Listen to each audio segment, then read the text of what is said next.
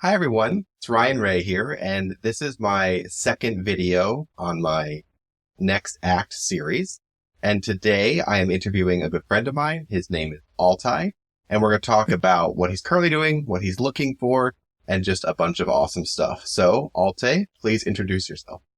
Hello, everyone. My name is Altay Malazgirt. I'm currently living in Miami. I've been here for about 2 years now, originally from San Francisco, born and raised to Turkish parents. And first of all, I just want to say thank you for having me, Ryan. Ryan has been a great friend. He's definitely the embodiment of community here in Miami. So when he told me this idea that he came up with, I was happy to, be kind of the first people to speak about my experience and contribute to this idea. So thank you again for having me. Absolutely. It's a pleasure. I do this because I just, like I was telling you, I have so many friends that are established professionals that have done great things in their career and community-wise, but they're just not entirely sure what they want to do next, or they're having difficulty finding their next thing. And I want to use what platform I have to help them find their next act. Absolutely. I think it's really important for us to kind of understand moving forward, especially in the market conditions that we have at the moment, what it is that we truly want to do. And I'm thankful and grateful to be here in Miami, where it's a hotbed of activity, where there's a lot of networking opportunities, a lot of companies innovating, but also, even if there's no company here in Miami at the moment that you would like to work for, there's a lot of people that know a lot of other people within the tech community or even other communities, perhaps in other metropolitan centers like New York or San Francisco or LA, that they could put you in touch with in order to find that dream job that you're looking for. So yeah. And the cool thing about Miami is that, it'd be great if you could get job with a company here, but you don't have to. You can still get a job anywhere else and still live in paradise, Yeah, which is one of the best parts about living here. Yeah. I mean, myself, I work for a large multinational company that's not based here, but I get to live here in Miami and enjoy everything it has to offer. So I'm very aware of that. And, maybe someday, by some stroke of luck, I personally could find an opportunity here in Miami. I'm always looking. We'll see. Absolutely. But it's more than just local. It's nationwide. And that's what the topic of this video will be all companies. So Altay, tell me a little bit about yourself, what you've done professionally and what some of your roles have been. Sure. Absolutely. Well, just kind of on the point again about the city that you want to be in and how that kind of contributes to what you want to do in life.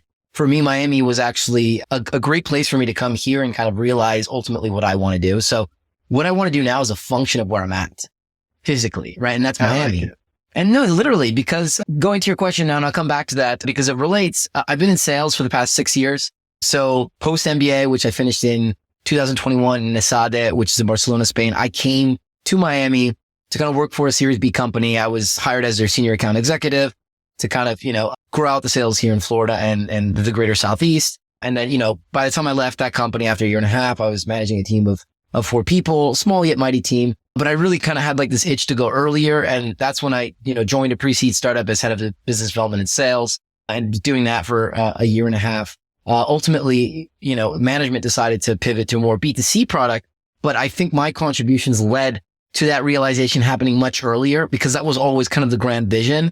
But it had to come a bit earlier just because on the B2B side, we weren't gaining the traction that we really wanted. And ultimately that contributed to the company raising their $7 million seed round just a few months ago. So I'm really happy about that. What vertical or industry was this company in? Sure. So Denari, my last company, was a fintech. So it was doing tokenized cap table management. And before that, Choco was in the food tech industry. So it was a software that was linking within the food service sector, suppliers with restaurants. And I was dealing with partnerships on the supplier side. Yeah, that's awesome. So just kind of on that point, like these 2 experiences allowed me kind of develop my skills further after the MBA. Before the MBA, I was also working kind of in business development, but more corporate development side. So internal sales is what I like to call it. Ideating projects, getting them approved by management, and then kind of ultimately taking care of the execution. But then, being here in Miami, again, it's contributing to this idea of what I want to do next. And, I come from a gymnastics background. I used to be a professional gymnast. I was on the junior Olympic track here in the US on my club team. And then I was training with the Turkish national team, for a couple of years. And so health and wellness is very important to me. It's second nature to me. And, being here in Miami, in the health and wellness capital of the US, you're completely surrounded, especially living on the beach, by people that are like-minded. So this is kind of my next act related to this conversation we're having now. I really want to go into health and wellness. Okay. Yeah, of health and wellness, because that's Sure. a huge industry, Sure. and there's so many components of it. Which part would be your dream? actually, let me answer two questions.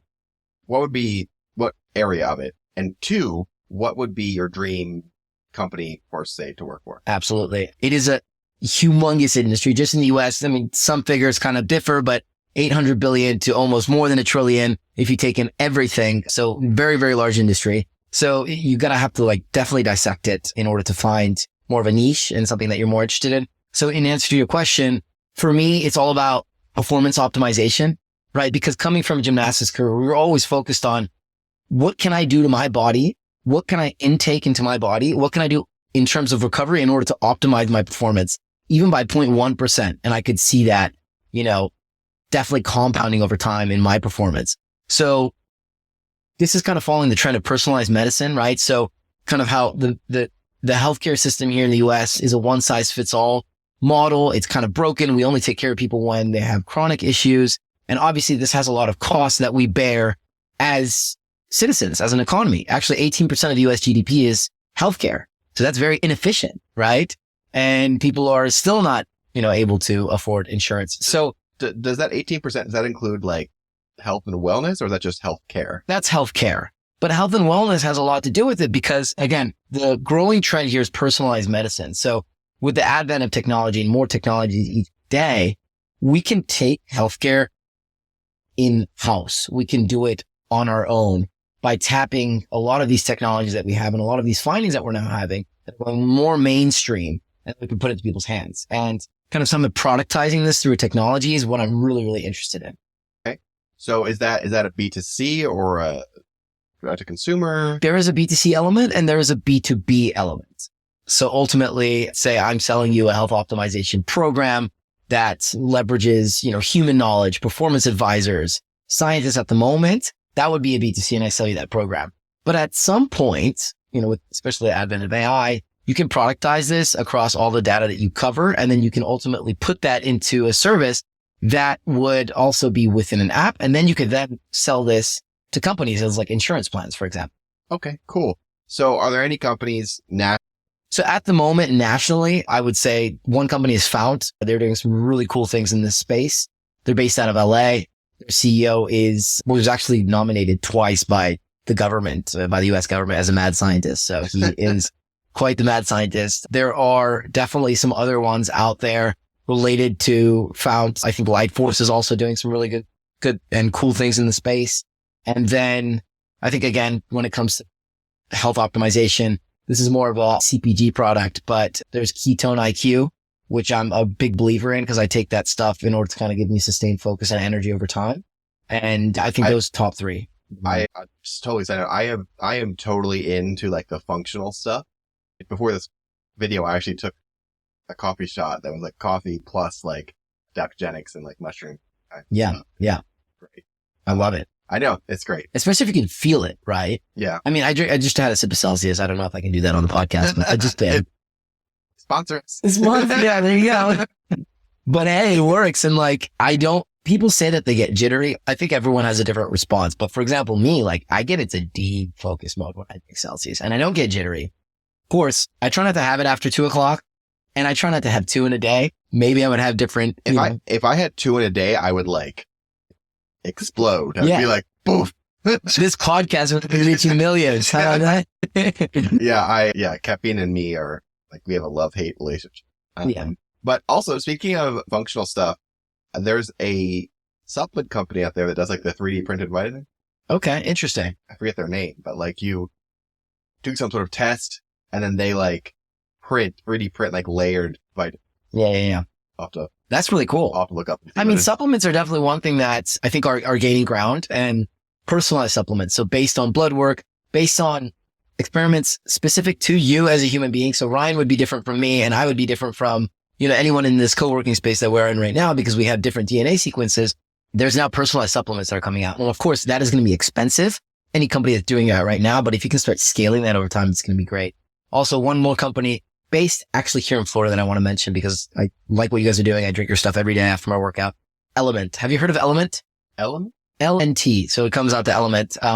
They are basically doing an electrolyte mix that is fully sodium, fully magnesium, fully potassium. So these are the 3 things that you're losing, especially when you're working out outside when it's very, very hot, and it has no sugar And I always found myself after my super intense workouts where I'm usually doing it outside, I would drink like, let's say 1 liter of water and I would still be thirsty. Okay. Like I would be super thirsty. I was like, thirsty. what the hell is going on? And so I started taking Element and it literally quenches the thirst within just, one little packet like this. So. Nice. Yeah. I think, once again, talking about functional, I think functional hydration is super hot right now.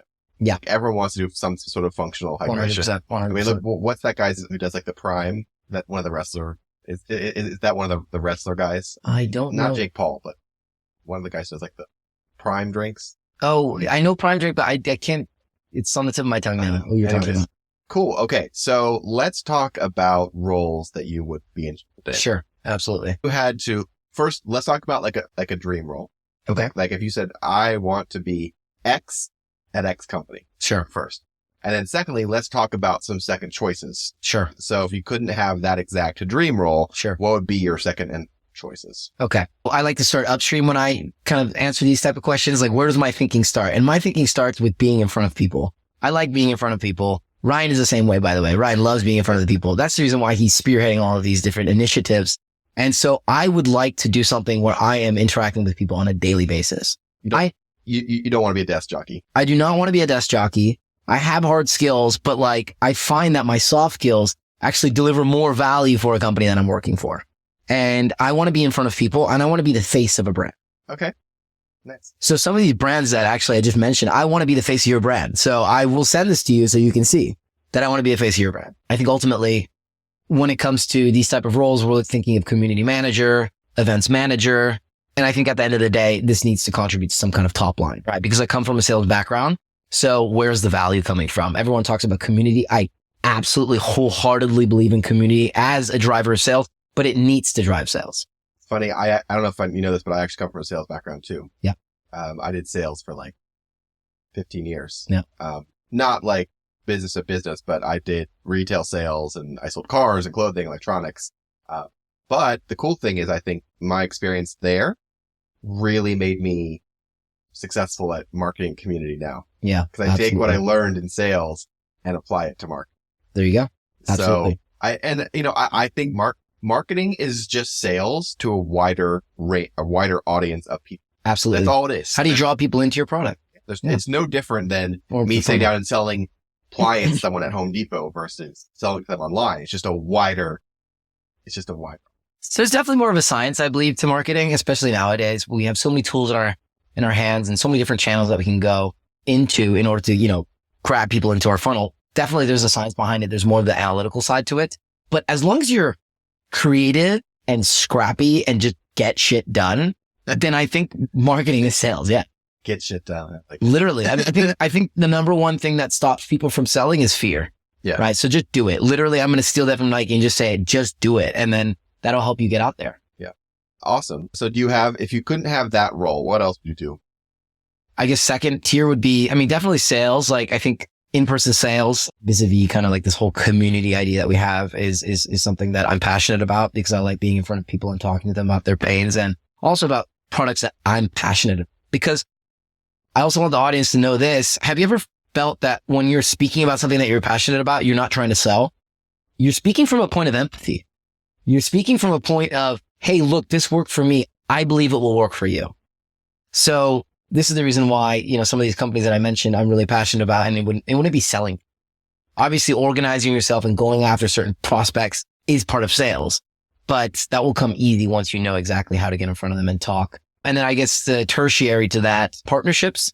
I think partnerships are more high level sales, kind of falls under the umbrella of business development, right? So that requires a bit more strategic thinking and understanding exactly what are the moving parts in the industry and how can you pull in partners that will either drive, I think, product innovation or top line growth. Okay. Awesome. So they're kind of the three areas. So if you could just sort of break it down to like what would the title of those three roles be? Sure. So I think, community manager, head of sales, head of partnerships. Okay. I like it. And partnerships with like other companies or influencers?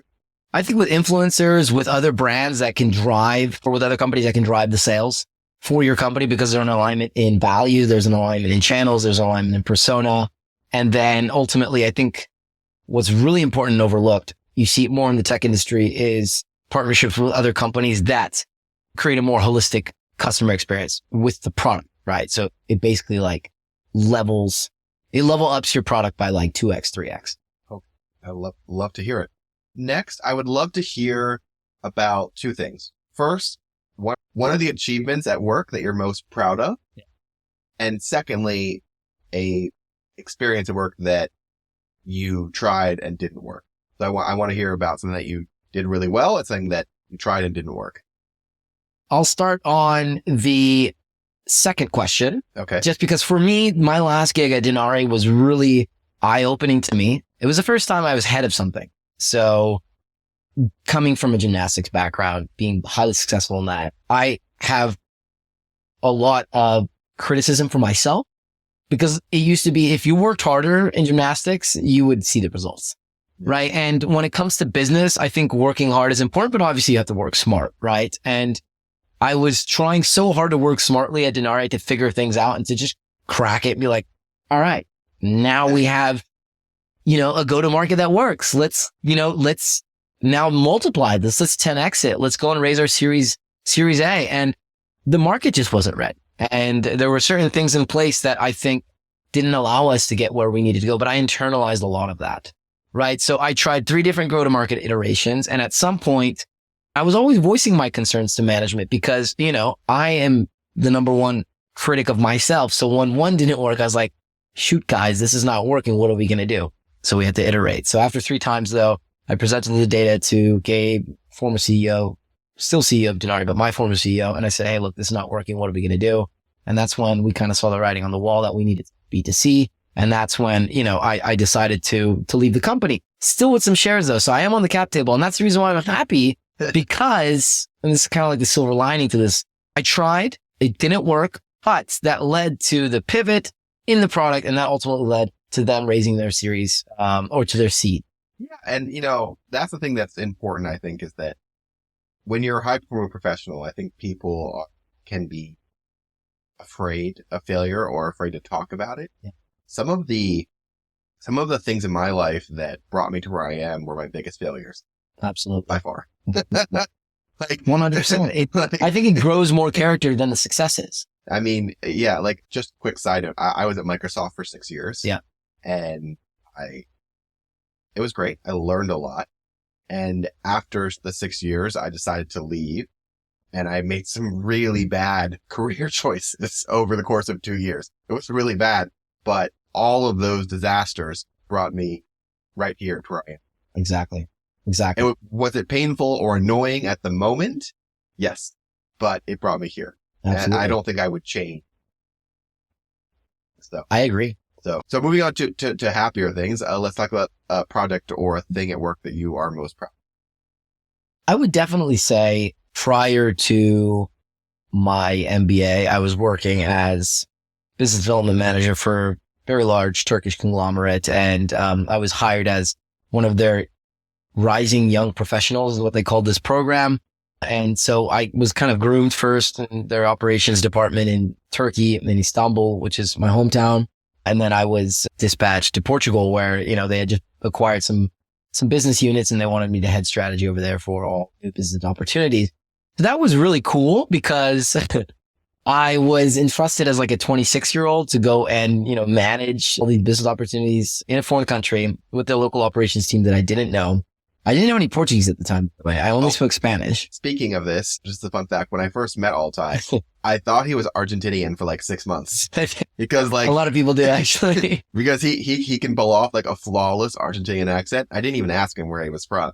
And then randomly, like 6 months later, I was like, yeah, I'm from Turkey. What? He was flabbergasted. He had no idea I was Turkish. Plus, I also don't really look Turkish. But yeah, the funny thing was I was like, guys, I don't speak any Portuguese. Like, I really wanted to go to Portugal. And so I was vying for that position, but I didn't speak any Portuguese. Well, you'll learn. And, learn. Portuguese one of the hardest languages to learn? Portuguese is difficult. And especially the Portuguese accent is a very closed accent. So it's very actually difficult to understand what to say. So I first arrived and I remember, the GM of the unit that I was working at, because I'd been going for a couple months, but just, business trips. And then finally, when I relocated to Portugal, the day I arrived, we were at lunch. He says, okay, now we switch to Portuguese. And he just switched. I went, okay, well, I guess I got to learn Portuguese.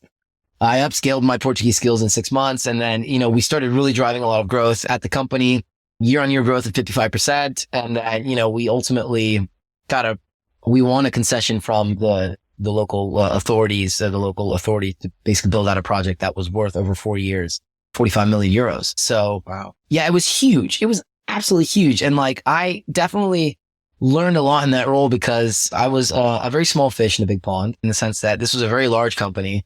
It was driven by very successful executives, and they were entrusting me to, work on these projects in Portugal in a foreign environment. And I'm really, really happy with, the language skills, obviously, that I learned, but, quickly the local operations team was like, this guy's legit. We like him. We're going to work with him. And this goes back to, again, the people skills that I talked about earlier and how I like to be in front of people. So that is one thing that I'm really proud of.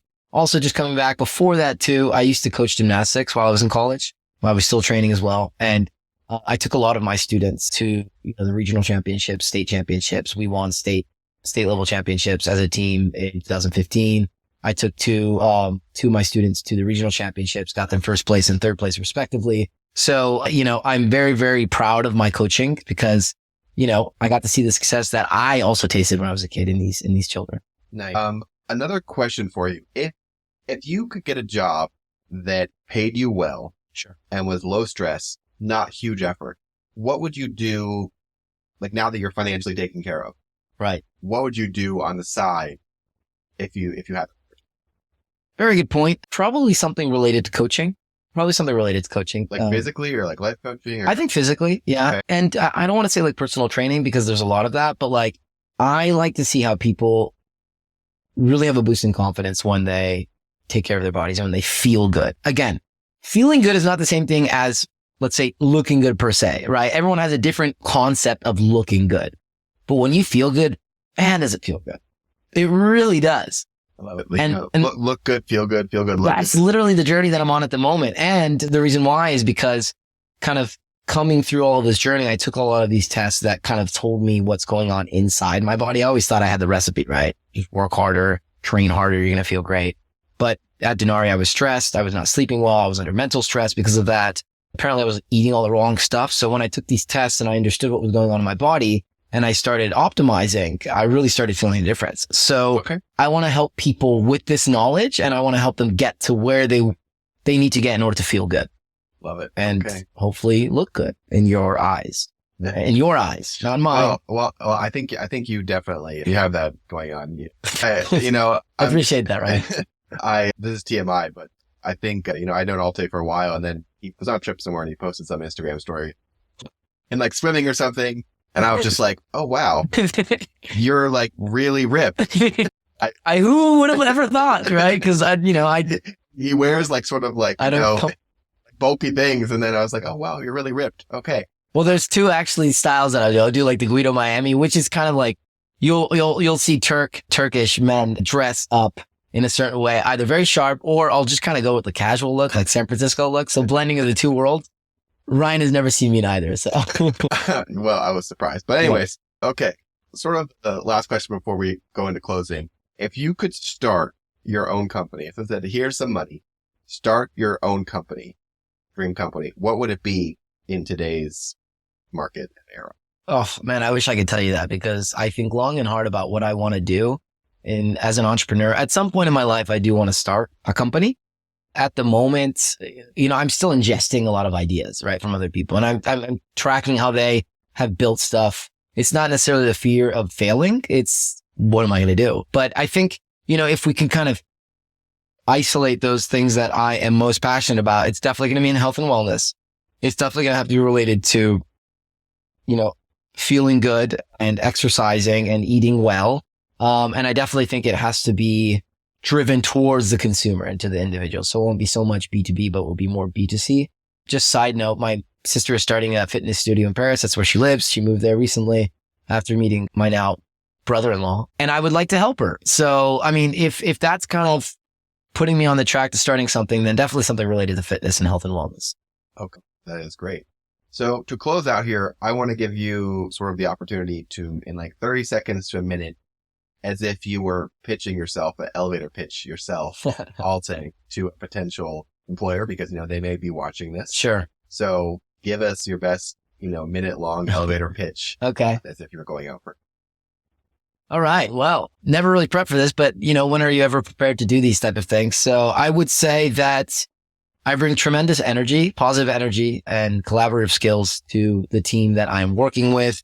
I know how to drive leadership and processes on my own, but I also love to collaborate with others, and I'm definitely a team player. I come from a highly successful gymnastics background, which has taught me discipline, grit, hustle. I come from a very entrepreneurial background. My father worked in Silicon Valley for 20 years. My mother was a serial entrepreneur, started one business, sold it to start another business. So I think I put myself into business with this mindset, right? Of grit, hustle, discipline, and then ultimately entrepreneurism.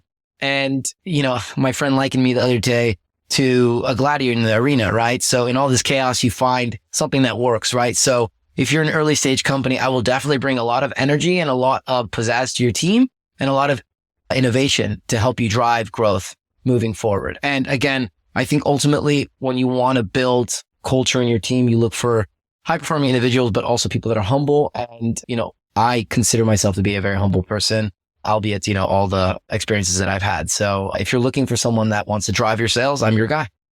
Thank you, Altay, and thank you for being here.